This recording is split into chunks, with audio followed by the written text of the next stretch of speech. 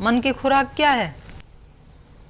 अच्छे अच्छे ग्रंथों का, विचारों का चिंतन करना, ये अच्छी खुराक है।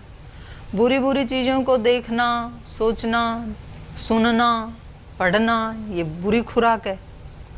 तो उसको जैसी खुराक मिलती है वैसा वैसा वो पुष्ट होता जाता है। अच्छी खुराक मिले तो सात्विक दृष्टि से पुष्ट होता जाएगा, बुरी खुराक मिले तो बुराई की दृष्टि से पुष्ट होता जाएगा, और खुराक ना मिले तो कमज़ोर होता जाएगा।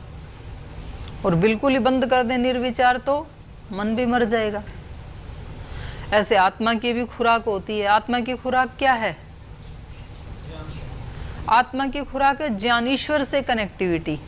आत्मा जब परमात्मा से जुड़ता है, ध्यान की स्थिति में होता है, समाधि की स्थिति में होता है, निर्विचार की स्थिति में होता है, उससे आत्मा पुष्ट होती है। तो वो जितना जितना जिसका ध्यान, उपासना, समाधि की अवस्था जितनी जितनी बढ़ती जाती है, उतनी उतनी उस व्यक्ति की आत्मा पुष्ट होती जाती है, आत्मिक बल बढ़ता जाता है उसका। और जितना जितना ये कम होता है उतनी उतनी आत्मा कमज़ोर होती है। कमज़ोर आत्मा इस व्यक्ति के मन को रोक नहीं पाती है। फिर ये कभी उल्टा पुल्टा करता है ना, तो एक बार आवाज़ तो उठाती है बेचारी धीरे से, इतनी बल है उसमें, रोक नहीं पाती है। खुद के मन को भी नहीं रोक पाती और दूसरों को भी नहीं रोक पाती है।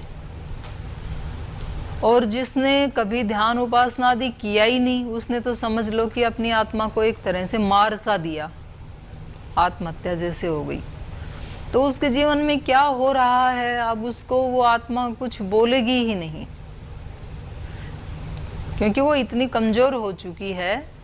आत्मिक बल और एक आत्मवान व्यक्ति, आत्मशक्ति वाला व्यक्ति, सबसे बड़ी शक्ति आत्मा की शक्ति बताइए संसार में।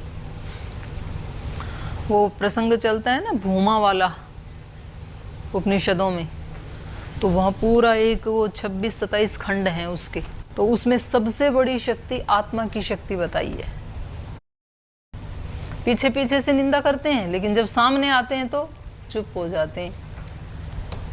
तो जैसे सांप सूंघ गया हो, तो वो उसकी आत्मिक शक्ति, उसकी जो रेज निकल रही हैं उसके अंदर से, वो प्रभावित करती हैं। सूक्ष्म किरणें हैं ना, तो ये आत्मिक शक्ति।